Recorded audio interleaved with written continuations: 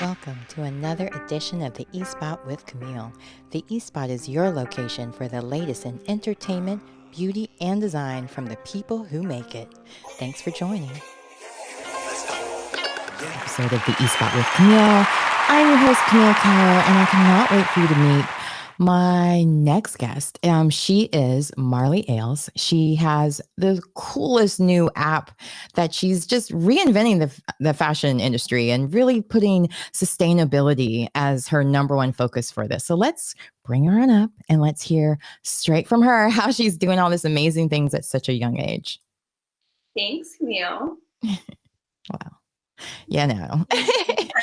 I appreciate you having me on. I'm a big fan of eSpot. I love the podcast that you run. So thank you so much. As Camille mentioned, I am Marley. I'm the founder of Brax, which is a peer-to-peer clothing rental app. So what we mean by peer-to-peer is I could rent out Camille's dress and then she could make money off it. So we're really trying to democratize the fashion industry, make it more accessible for everyone, and also really create a side hustle for people. The side hustle generation is, really pumping up recently. So making sure people can make money off their clothing as well. It's really expensive. It's one of my biggest expenses is clothes for sure. No, I get that because so many times now there's this whole thing like you can't wear the same dress twice, or you have to always have new looks to show, especially if you're working as an influencer or content creators and so on, just always keeping well, I'm not really good at that because I love the idea of re-wearing the same things just to show that fashion is one of those things that keeps coming around. Like I wear some of my mom's old clothes for that same reason because it just kind of keeps turning around. So what made you decide to do an app like this? Yeah, it's such a thing. Like with consumer preferences shifting towards access versus ownership, people really want an item for a moment in time. Like you mentioned, influencers might be posting about it or doing a haul and they don't necessarily wear it after. Or even me, like the way that it came about for starting the idea was I was looking for a dress to wear to a friend's wedding. I had a closet full of dresses that I've, already wore to formal events that I didn't want to wear again. And I also didn't want to spend like $300 on a dress that's just going to sit in my closet like the other ones. So I thought there must be like an app or somewhere I could rent out an item from someone like that lives nearby me that has the dress that I might want or is a similar size style of me. And to my surprise, there really wasn't anything. So I was like, I need to start this because you're right, like it's such a shift in the consumer mindset these days where we just have a need for newness. And with trends going so quick and out of style, like it just kind of made sense to have kind of the access model for fashion. People get started with an app. When you're explaining things to someone, a lot of times you're like have to compare it to other things for them to get it.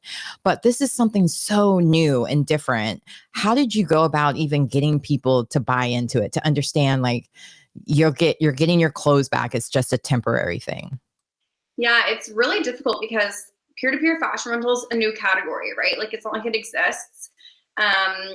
Well, it's starting to exist and it's starting to pop up, but majority of people don't know about it, right? So I not only have to promote like what Rax is, but I have to promote the entire category and educate people on how peer-to-peer rental works. And you're right, there's platforms like Rent the Runway where they own all the inventory, so you're renting directly from them. It's not like that peer-to-peer model where you can also rent out your clothes. And I'm in Canada, and I know the US market is always ahead of Canada. So there are some players similar to Rax in the US, but it just hadn't been brought to Canada yet. So really trying to be the one to start it in Canada. I'm just blanking. I had a guest on before, Hope Noel Davenport, who did Hope Trader, and it was similar model, but it was mainly only designer clothes. So it gave you that option of trading in your old Louis Vuitton for a new, or maybe not necessarily new, but new to you type of thing. But it was still like a trade, like almost there was no real money being exchanged. You couldn't rent or buy. So it was a matter of it was interesting because I got a couple of like Diane von Furstenberg dresses from it and enjoyed that idea. But it was just one thing I wonder about because she was a tailor. She was able to like fix any men's or anything as well in case the product came in not completely perfect. So what for you do you make sure for, I guess, from the client side that when they receive the garment, it's in the same condition that it was advertised to them too, but also on the other side that the person lending the dress gets it back in the same way that they originally gave it. You know what I mean? Like, how do you make sure of that, the quality control with that? Yeah, it's a really good question. That's probably the number one question that we get asked is like, oh, I'm not too comfortable renting out my clothes. Like, what if I don't get it back, or what if it's ruined? We want to make sure that lenders are 100% covered for their item for lending it out. So we make sure that borrowers can opt in for a protection policy. So it covers like minor wear and tear. So if like a zipper comes back broken or there's like a stain, like we'll pay for the dry cleaning. And then if they totally like ruin the item or don't give it back, which has never happened before, thankfully. But if they do, then the borrower is liable to pay for 100% of the value of the item. So we really want to make sure there's like zero risk in lending out your item. Fantastic. I'm glad to hear that, because that would be my main concern, because sometimes you don't want to get rid of your clothes because you do like them, but maybe they need a new life for a little while. I need to miss them to understand, to like love them again. You know, you see it on somebody else, like, oh, that's how they styled it. Maybe I should try something different. So there's also that fun part of it. But when you first started your business and got into it, was there ever a time where you're like, oh my gosh, this is too hard? What am I thinking? And how did you overcome that? Like when I first started, I was like, why would I be the one to start this? Like, it was such a good idea. Why wouldn't it be done? Why wouldn't it be done with someone with more experience than me, more resources, time, money? Like, it was such a good idea. It'd already be popular and it would already be out there. And I think that's something a lot of entrepreneurs tell themselves, like, why me? Why would I be the one to start a company? But if everyone thought that way, then we'd never have anything new. And, you know, you think like fashion retailers should be doing this already, or like huge fashion brands should already be into peer-to-peer rental. Like, why haven't they? But companies are so focused on like what they're doing presently that they don't always think about like the future of new trends. So yeah, definitely when I first started, I was doubting myself and I thought like, why would I be the one to start this? And even like some days now, and when I first launched the app, like I think you kind of never really get over that. There's always kind of that doubt, self-doubt. But yeah, you just have to keep going and really celebrate the little wins, because that's what makes all the difference. You know, as an entrepreneur, you're like 1 step forward, 10 steps back, 20 steps forward, 1 step back, right? Like it's such an up and down, and that's kind of part of the fun as well. Totally agree. Even today, I had a migraine earlier. That's why I have barely any makeup on today. But I was feeling a lot of like all that. When you're not feeling well, sometimes that negative self-talk can just really take over. And I was like, oh, I should stop doing this. I'm too tired. I'm older. You know, I need to focus now that the strike's over. I should just focus on acting and so on. But then I got like a letter that said I was nominated for something. And I was like, why would I give this up? This is wonderful. Da, da, da, da. They appreciate me. Unlike, you know, like you go through, but sometimes it just takes like someone pouring into you. It doesn't always need to be a nomination. It just somebody telling you, this is a great idea. I love that you're doing this. And it's good to hear that from people, especially the people that are the closest to you, but even getting like surprise ones with reviews. Have you had anything where you want to shout somebody out that's maybe kind of kept being your encouragement, your cheerleader doing all of this? Well, congrats on your nomination. That is amazing. Huge news. And it's true. It just takes like those little things, those little wins where you're like, oh, I don't want to do this anymore. And then something happens. You're like, wait, I love, I love doing this. Why would I quit? Right? Like it's such an up and down, but you got to hold on to those up. So congrats on your nomination. Yeah, I guess I remember my first like positive review.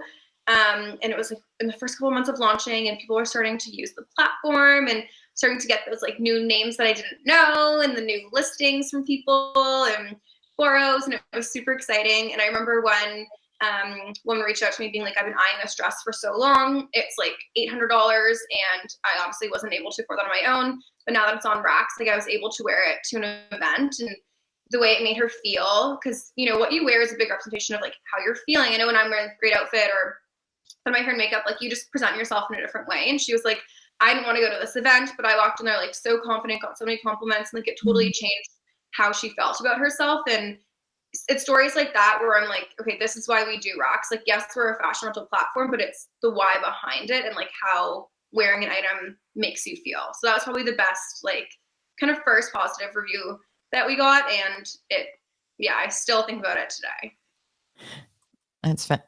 That's fabulous. I wonder for you, because you are so young, were there like when people like maybe brought that up? Because I know you have an amazing background. You've worked with some of the like growth strategist at Bell Curve, and you did all these wonderful things with other companies, Ogilvy even, and you went to school of business. So do you ever like, how do you overcome that? Because sometimes I feel like with people, not distrust, but not always willing to give new opportunities on a great scale to younger people.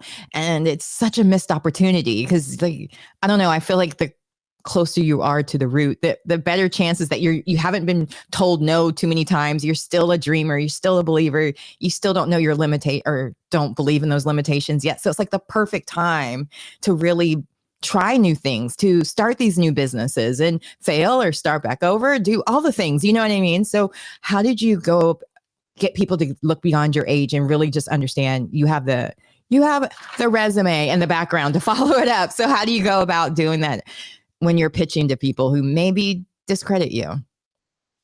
You know what? It's so funny. When I first started, I was like 25 and I was like, oh, I should have started this like in university. Like it's too late. Like it's such a side hustle, like generation entrepreneurship, where someone's like 14 making like $1 million on TikTok. Like it's such a funny time where people are like so young and it's like a side hustle thing. And I look back thinking that, and I'm like, that is so crazy. Like starting a business at 25 is so young. Like I don't know why I felt like it was too late or I should have done it earlier. I think it's something that just gets told to people. But yeah, I started at 25, and when I was pitching to like VCs and stuff, it was that typical, 50-year-old white male kind of looking at me like, oh, you have a fashion rental app and you're so young, like good luck with that type like thing. So it definitely was a hard thing coming into like a whole new market, young and a female entrepreneur as well, especially someone that didn't have a background in like app development or launching a startup. So definitely received some of those from older males in the industry that just didn't understand what it is because they're not a user. They wouldn't be my target audience. They're not a user of my platform. It's kind of weird how much men are involved in beauty, fashion, and cosmetics, and they're not the demographic that most of those products are made for, but they're the decision makers. Like it's very frustrating when you're trying to like break into that industry and you realize, oh wait, it's a boys club.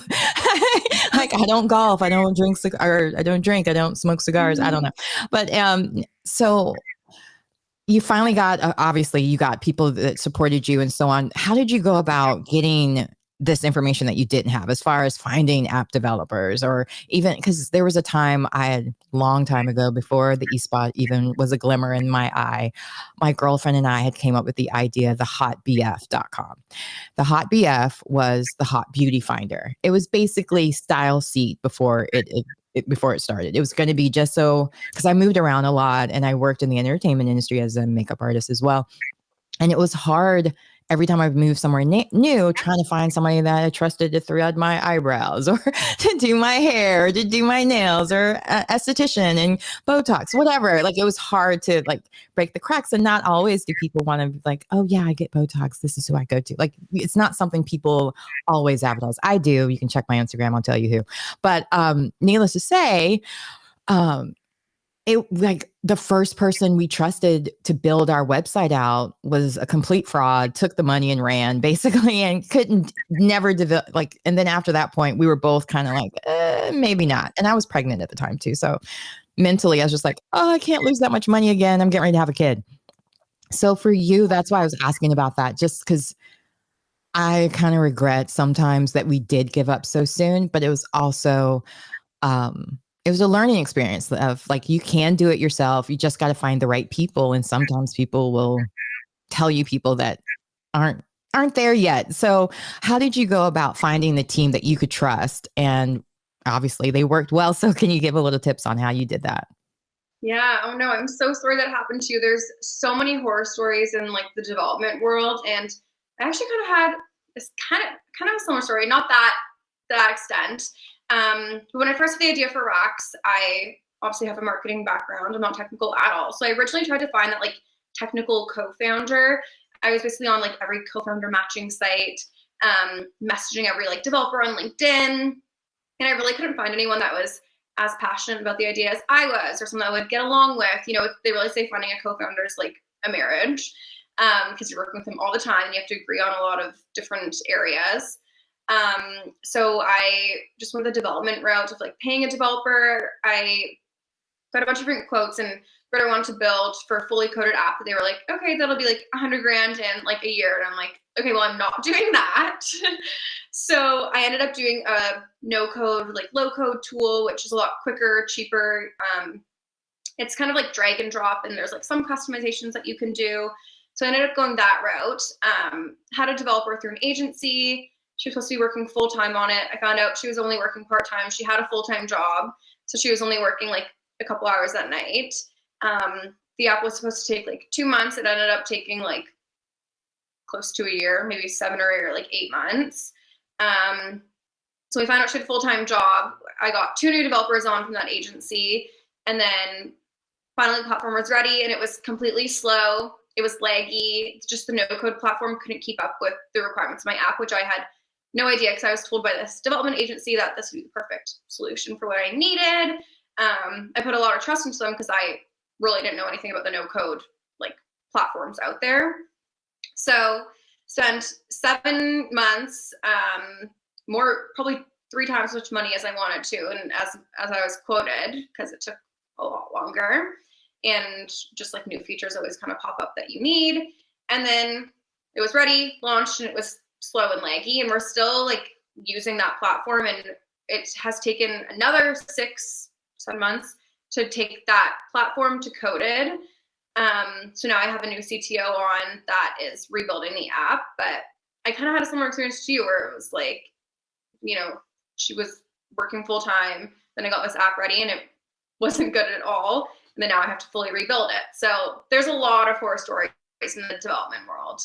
I can only imagine. I just, and that was the thing, like for me, because I wasn't very tech savvy, I was like, I don't really want to, I didn't even know those no app or whatever you just said things exist. No code. That's it. No code. I'm like, I've never heard of that. New information, type of thing. So it's like clearly not my area, but it was just, I needed a need fixed, and thankfully somebody else did it that was better at it anyway. And I use it all the time now. Thank gosh, my hairstylist uses Style Seat, so it's so easy to let me know even when she has like appointments available. This is not sponsored by Style Seat, by the way.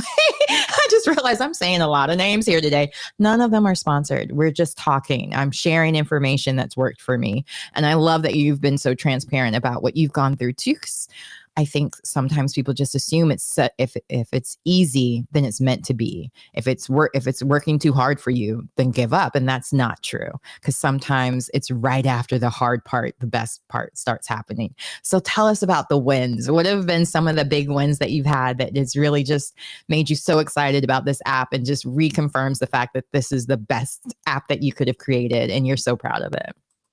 Yeah, I think having a slow and like laggy app is almost the best test of if people are going to use a product that like doesn't work that well, then they're going to use a product that does really work well, right? Like something they talk a lot about in the startup world is product market fit, and like making sure that your product is what people actually want.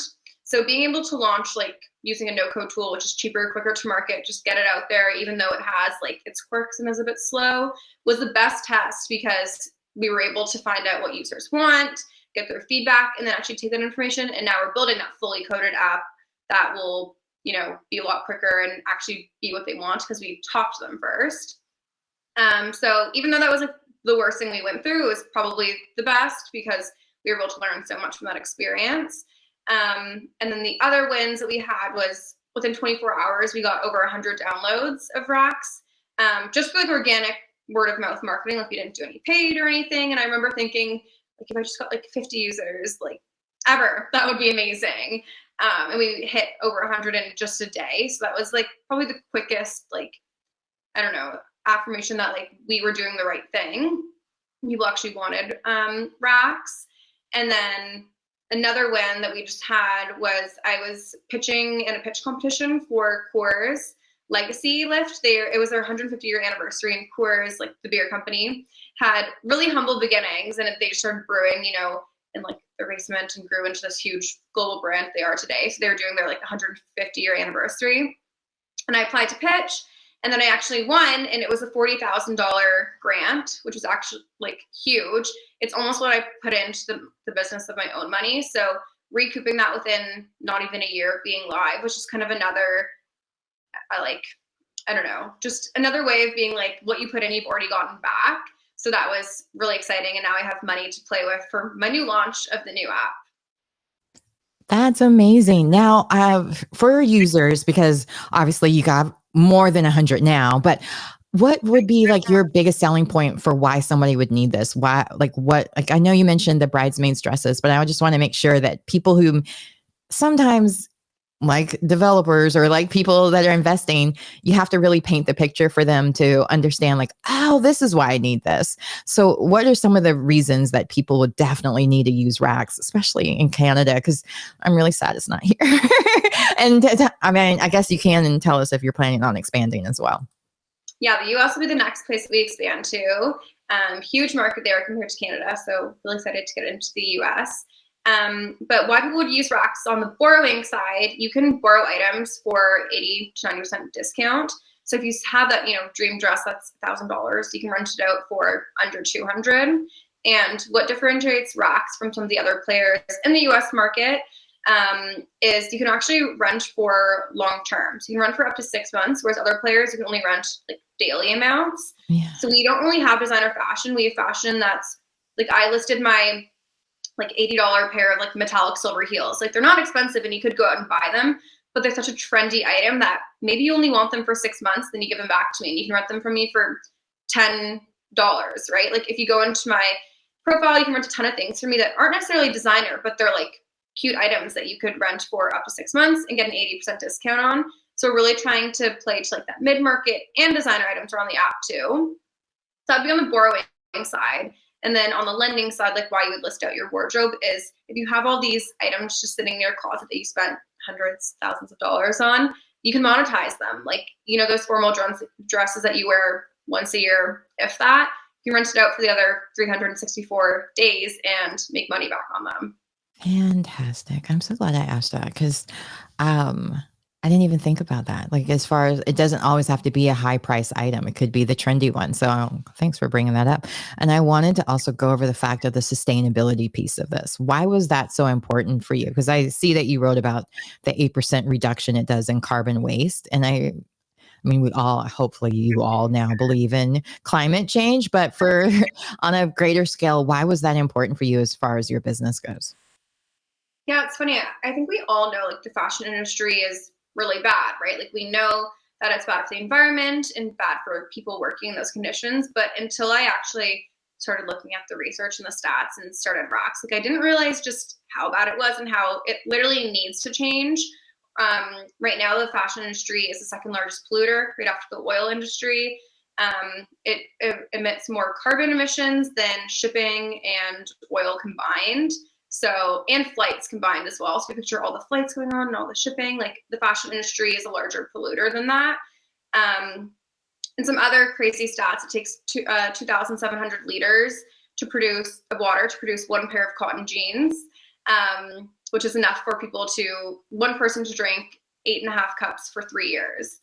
So just the magnitude of the resources that go into the fashion industry and how bad it is for the environment, like it needs to change. So that was absolutely huge, is instead of buying new, you can rent out items. And that's where that 8% reduction in carbon waste and water comes in if you were to buy new and have it sit in your closet. So yeah, fashion rental is really closing the loop and circulating what garments we already have versus buying new. Thank you. Again, so smart. For our listeners, will you just share, I guess, whatever last minute things that you want to make sure everybody knows about Racks and how they can download the app, follow you, all of the good things, because everybody should follow her on TikTok because she's just so much fun. Anyway, but on top of that, tell us everywhere else that we can keep up with you. Thank you. It's so cringy trying to be on TikTok, but you got to do it, like you just got to own the cringe. So you can download Racks on the App Store and Google Play. If you're in Canada, it's just RAX. And then you can follow us on Instagram and TikTok. We're rent_Racks on both of those channels. Fantastic. Now, I know you said that the next thing is for you to get to America, but I'm curious, is there any big things that you also want to do with part of Racks? Are you planning to do any partnerships? Do you want to do that? Like, go ahead and put it out in the atmosphere. You never know what who may be watching and could help you with that. So is there anything else that we can do to help support you as well? Yeah, well, with the new launch, hopefully in January, I'm really excited to start actually marketing it and doing those partnerships with brands that are into sustainability as well, and have kind of a younger female audience to partner with, and building out our affiliate program. So any makeup artists, hairstylists, spray tanners, if you think about those people that are working with people going to events, I'd love to build up my affiliate program with them and give them a percentage of commission from each rental. So I know you mentioned you used to be a makeup artist, so you probably understand that realm. So yeah, those are two big things. If there's any like hairstylists, people in the industry that want to get involved in our affiliate program, any influencers, we're building out our influencer program as well in the new year. So yeah, I'm really excited for the new launch and to do all those partnerships and affiliate and influencer marketing.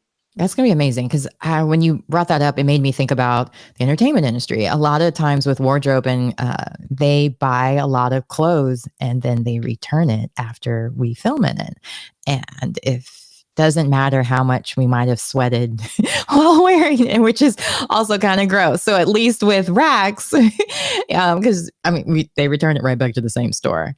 But with racks, you're getting clean garments that you're borrowing and can send back. So even in the entertainment industry, I wish they would do something like that because it's such a waste and it's so bad in general, just for people that may be purchasing things, not realizing they're not really new because they know how to use a price gun, just like just like a Target or whatever store they're purchasing from. And that's like one of the big secrets, I think, in entertainment industry, because they used to be that they could, at the end of filming, they could sell back some of the products, but then I don't know what happened. Maybe too many people were benefiting from that, so they weren't allowed to do that anymore on some productions anyway. And so, or maybe it's a statewide thing. I don't know. But I miss those days, even with that, because that could be a great way of partnering with a film or TV show or whatever, where, especially since Canada has a lot of filming as well, where maybe those products that they filmed in suits or something, you could get it and also rent it back out to people as well, that they could end up getting, I don't know, stuff from their favorite TV shows. You never know. So anyway, I love all that you're doing and congratulations on such an amazing app. Can't wait for it to come down to America, but work out all those kinks up in Canada. They're a lot friendlier. You won't have to worry about as many trolls by the time you bring it down here to America. So I'm excited about you bringing it down here. But yeah, good thing you're fleshing all that out before you do, because it's a tough audience down here.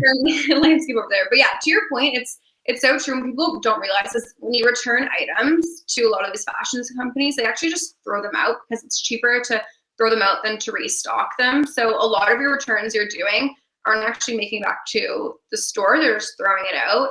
And it would be awesome to partner with different people in the entertainment industry, different TV shows, because they want to show they're sustainable too, right? Like all our clothing is rented through racks, or like we're renting it out on racks. So I think it definitely will be kind of the new wave of entertainment, and like the fashion industry is getting involved with players like racks to show that you're more sustainable, because soon it'll be kind of a must, not a want, right? People are really forcing brands and even TV shows and stuff to show how they're sustainable. Like, what are your emissions like on set? Like, what are you doing to eliminate waste on set and stuff like that? Like, people are starting to ask those questions. So I think the entertainment industry will kind of move towards this new wave of sustainability as well. Fingers crossed. I love that. Well, again, thank you for tuning in to the eSpot with Camille. I hope you enjoyed my guest today, and make sure you like, share, and subscribe, and share this story with anybody that would also benefit from hearing about I'm just about to say your wrong name, Marley's wonderful app rack. So thanks again for tuning in, and I hope you have a wonderful day.